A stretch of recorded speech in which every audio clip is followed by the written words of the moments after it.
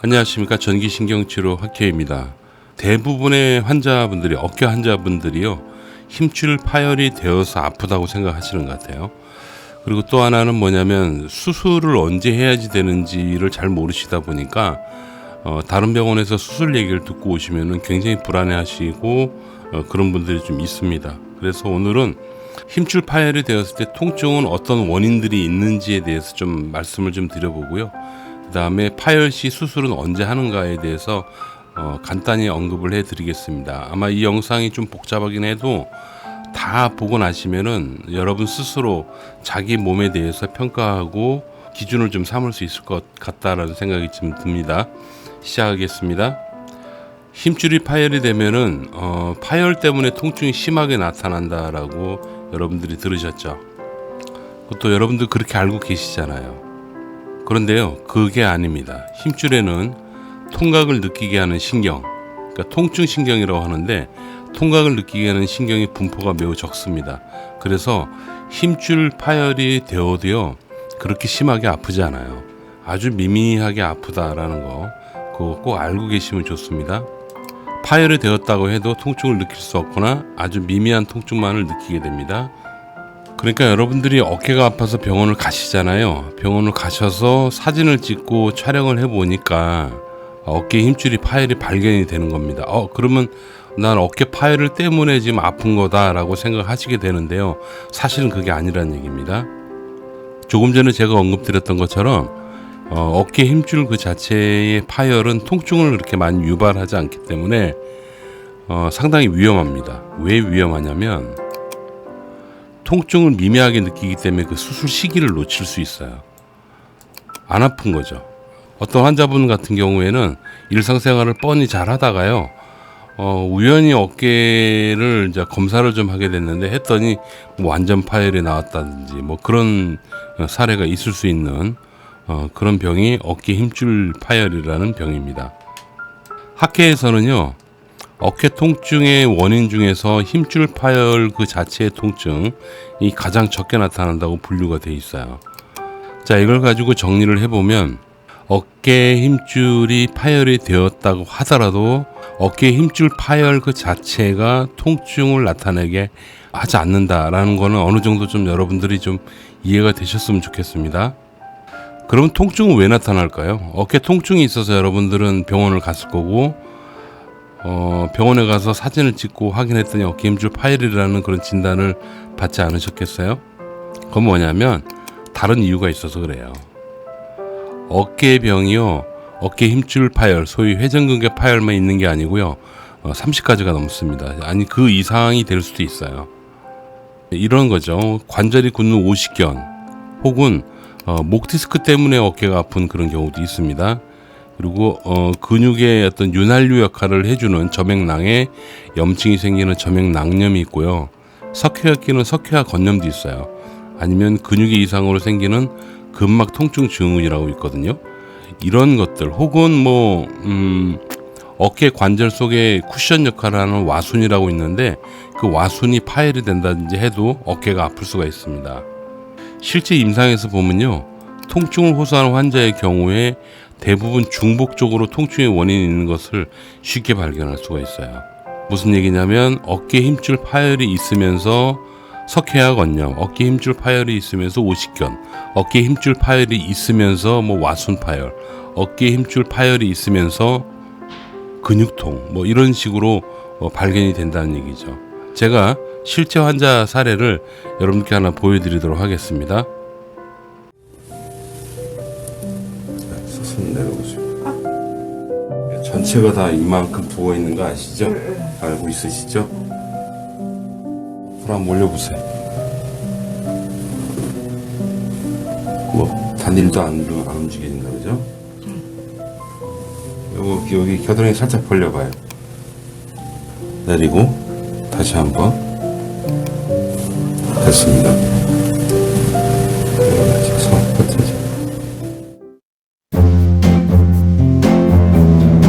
한번 쭉 올려보세요. 쭉 귀까지 번쩍 쭉. 그렇지. 이때 괜찮으시죠 지금? 네, 내려보시고 이렇게 해서 한번 옆으로 올리는 거 한번 해보시겠어요? 쭉 귀까지 쭉 올려보세요. 쭉 귀에 바짝 붙여보세요. 요것도 좀 어떠세요? 몸이 도는 게 괜찮으시죠? 네, 내려보시고. 어제랑 비교하면 좀 어떠세요? 많이 좋죠. 어제는 팔도 못 드셨죠? 아무것도 못했잖아요. 여기서 이것도 못했잖아요. 그러니까요. 고생하셨고요. 네. 자, 이 환자 같은 경우에는요, 회전근개 파열이 있으면서 오십견인 초기고요. 거기에다 석회화 건염이 같이 있는 그런 좀 심한 분이셨습니다. 보시는 것처럼 팔을 전혀 움직이지도 못하죠. 팔을 좀 들어보라고 얘기를 하면 꼼짝도 못하고 뭐 이런 식으로 하는 거예요. 팔을 들지를 못해요. 아예 쓰지를 못하는 겁니다. 아파서 밤에 잠도 못 주무시고 아침에 내원을 했는데요. 이런 분인데 이분 같은 경우에 어깨 힘줄 파열이 있단 말이에요. 만약에 이 환자분이요, 어깨 힘줄 파열 때문에 이렇게 아프다고 그 다른 병원에서 설명을 들으셨잖아요. 그러면은 아마 두려움 때문에 두려움 때문이죠. 두려움 때문에 수술까지도 고려했을 가능성이 매우 높습니다. 그 정도로 굉장히 심한 게 어깨 통증이거든요. 이 영상을 만들게 된 목적이 바로 여기 있습니다. 너무 두려워하지 마세요. 두려워할 게 아닙니다. 어깨의 힘줄 그 자체는 통증이 없고 그 주변부의 다른 조직의 이상에 의해서 통증이 나타나는 것, 이 두 가지가 섞여 있는 상태가 여러분들의 어깨 통증을 말하는 겁니다. 꼭 그렇게 이해하시면은 훨씬 치료하기가 쉬워요. 자, 그럼 대응을 어떻게 해야 될까요? 이건 진료 순서인데요. 어깨 힘줄의 파열 정도를 먼저 파악하셔야 됩니다. 파악을 하셔야 되는 이유가 힘줄 파열이 아무리 심하게 되었다 하더라도 통증을 심하게 느끼지 않기 때문이에요. 그렇게 되면은 수술 시기를 놓칠 수 있기 때문에 어깨가 조금 불편하다 하더라도 병원에 가셔서 어깨 힘줄 파열 정도를 먼저 파악을 하셔야 됩니다. 잘못하면 수술 시기를 놓칠 수 있어요. 자, 두 번째가 파열의 정도에 따라서 수술 유무를 먼저 결정하는 거죠. 심하면 수술이고 심하지 않으면 수술 안 하는 건데, 수술이 필요 없는 정도의 파열이라고 판단이 된다면 다음으로 통증의 원인이 무엇인가를 감별을 하셔야 됩니다. 이런 과정을 거쳐서 통증의 진짜 원인을 발견하잖아요. 그 부분에 대한 집중적인 비수술 치료를 이제 시행을 하시게 됩니다. 여러분, 힘줄 파열보다요, 그 주변 조직에 원인이 있다고 제가 말씀드렸는데, 그 주변 조직의 그 원인이 훨씬 치료하기가 쉬워요. 그래서 정확하게 원인만 찾아내잖아요. 그러면은 어깨 통증 때문에 여러분들이 고생할 이유가 하등이 없습니다. 자, 비수술 치료의 목적에 대해서 좀 말씀을 좀 드리겠습니다.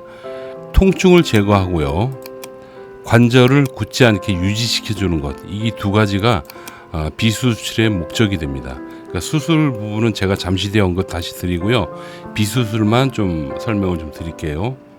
이 두 가지는 굉장히 중요합니다. 왜냐하면요, 통증이 생기면 관절이 굳고 관절이 굳으면 통증이 더 발생하기 때문에 그래요. 얘네는 서로 악순환의 연결고리입니다. 통증 때문에 관절이 굳어버리면 통증이 더 생기게 되는 그런 특징을 갖죠. 그래서 비수술 치료를 어떤 치료를 하시든지 간에 통증 조절과 관절 기능 유지, 팔을 잘 움직이게 하는 거, 이 두 가지가 목적이 됩니다. 자, 이런 경우에 힘줄 파열 때문에 아픈 것이 아니고 어깨가 굳는 오십견 때문에 여러분들이 아프게 되는 거예요. 이 대표적인 사례입니다. 그러니까 통증 때문에 어깨가 굳어버리잖아요. 굳으면 오십견이라고 얘기하거든요. 굳은 것 때문에 아픈 게 생기는 거죠. 그런데 여러분들 검사를 해보면 어깨 힘줄 파열이 있을 겁니다.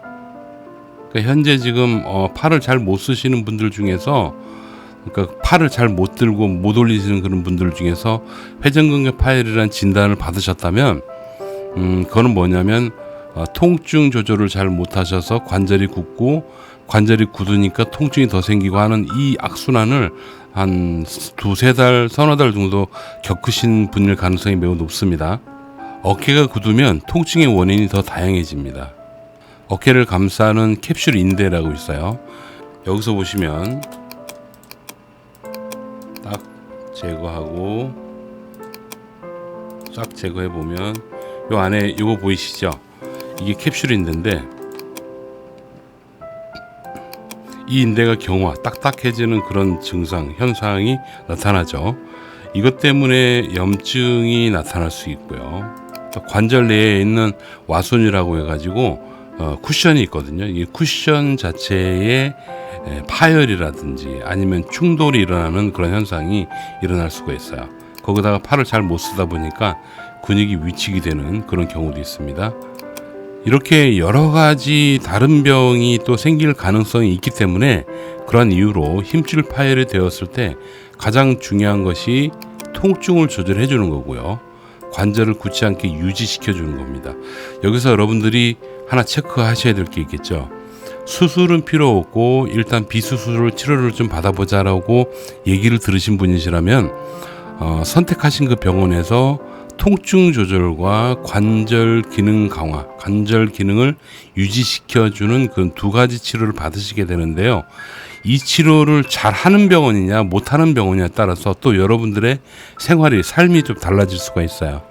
저희 학교 같은 경우에는 굉장히 이 치료에 대해서 특화가 돼 있어서 뭐 그렇게 큰 어려움 없이 치료를 잘 하고 있습니다만, 일부 어떤 병원 같은 경우에는 일주일이 지나도 2주일이 지나도 계속 아프고 관절이 점점 더 굳어지는 그런 경우가 있거든요. 그럴 땐 여러분, 그 병원은 여러분들하고 맞지 않는 거니까 병원을 갈아타시는 게 낫습니다. 그럼 여기서 이제 여러분들이 의문, 퀘스천이 하나 뜨겠죠. 힘줄 파열된 부분은 어떻게 치료를 해야 되나요? 그렇죠. 힘줄이 파열이 됐다 그러는데 파열이 뭐 심하냐 심하지 않느냐 뭐 그 정도 차이죠. 어쨌든 파열이 된 건 사실이지 않습니까? 그건 병인데, 이럴 때 첫 번째, 심해서 수술까지 해야지되는 그런 경우와 그렇지 않은 경우로 나눠서 설명을 좀 들어보겠습니다. 힘줄 파열이 심하게 돼서 근육이 뒤집어질 정도라면 수술. 이렇게 근육이 딱 떠요. 붕 떠버린단 말입니다. 여기서 설명을 좀 드리면, 이 근육 있지 않습니까? 여기 붙어있는 요 부분 있잖아요. 요 부분이 이렇게 떠버리는 거예요. 그래서 안에 뼈가 보이는 그런 파열을 말을 하는 겁니다. 그렇게 되면은 그때 수술하는 게 낫겠죠.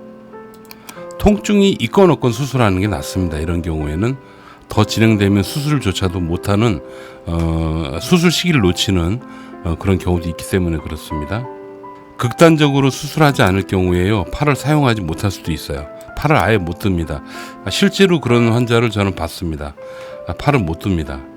자, 힘줄 파열이 심하지 않은 부분 파열, 그래서 치료만 좀 잘 받으면 된다라고 얘기하는 그런 경우를 좀 설명을 들어볼게요. 통증 조절과 관절 기능을 유지시켜주는 비수술적 치료를 시행을 합니다. 그렇게 해서 통증도 잘 조절되고 관절이 굳지 않게 만드는 과정 중에 어깨의 힘줄은 자연스럽게 회복이 됩니다. 이 부분은 논란의 소지가 있기 때문에 이 뒤에서 제가 좀 자세히 설명을 드리겠습니다. 바로 이 오해의 소지입니다. 오해의 소지가 있는데, 힘줄의 자연 회복과 비수술적 치료에 의한 힘줄 회복이라는 부분입니다. 어깨 힘줄이 파열이 됐을 때 병원에서 시행하는 모든 처치 있죠. 처치는 어깨 힘줄을 회복시킬 수가 없습니다. 현대의학으로는 그렇습니다. 간간히 그 논문에 힘줄 회복에 좀 도움이 된다라는 그런 논문이 나오긴 해요. 나오긴 하는데 실제로는 뭐 거의 미미하거나 이게 재현성이라 그러는데 재현성이 많이 떨어지기 때문에 아직까지 인정을 받고 있지 못하죠. 그래서 비수술로 무언가 주사가 됐건 뭐 약이 됐건 심지어 제가 속해 있는 전기신경치료 학회가 됐건 모든 치료는 힘줄 그 자체를 회복시킬 수 있는 그런 방법은 아니에요. 자연 회복에 대해서 좀 설명을 드릴게요. 자연 회복은 당연히 일어납니다. 그러니까 처치에 의한 게 아니고 저절로 회복이 되는 거 말씀드리는 거예요. 인체의 신비죠. 1년 6개월 정도의 기간이 필요하지만 당연히 회복이 됩니다. 마치 상처가 아물듯이 힘줄 또한 회복이 되는 겁니다. 이거는 이전에 제가 영상을 한번 올린 적이 있는데요. 힘줄이 이렇게 파열이 돼요. 그러면 콜라겐 3명이라는 놈이 이렇게 촘촘하게 시간을 두고 회복을 합니다. 보통 이 기간이 12주 이상 걸리죠. 네, 그 정도 되고요. 그 다음에 또 다른 콜라겐이 이런 식으로 더 촘촘하게 메꾸는 거예요. 이렇게 메꿉니다. 아주 이쁘게. 그래서 여기가 도톰하게 되면서 메꿔지는데요. 그 기간이 1년 6개월 정도의 기간이 걸린다라고 보시면 됩니다. 그렇기 때문에 병원에서는요, 수술 말고는 힘줄 파열된 부분은 회복할 수 없다라고 말을 할 겁니다. 이거 너무 당연한 거죠. 정말 당연한 거예요. 정말 당연한 거예요. 아까 제가 언급드렸던 것처럼 수술로 봉합하는 방법 외에는 어깨 힘줄을 복원시킬 수 있는 처치는 없는 거예요. 처치는 자연스럽게 회복이 되는 건 있지만 병원에서 시행하는 처치에서는 없다라고 여러분들이 이해하시면 돼요. 그 말을 제가 여기 적어 놓은 건데, 앞에서 언급한 대로 비수술적 처치라는 방법으로는 어깨 힘줄을 회복시킬 수 없기 때문에 그렇습니다.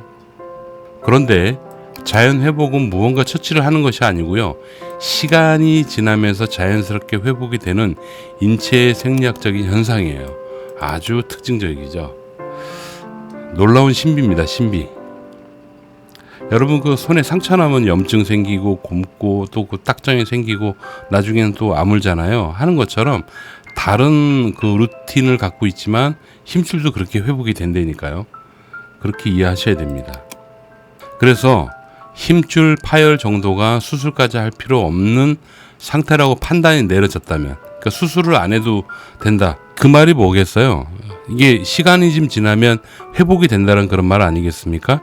그렇게 이해하시고요, 자연 회복을 기다리면서 그 기간 동안 통증 조절과 관절의 기능을 유지시키는 치료를 해야 하는 겁니다.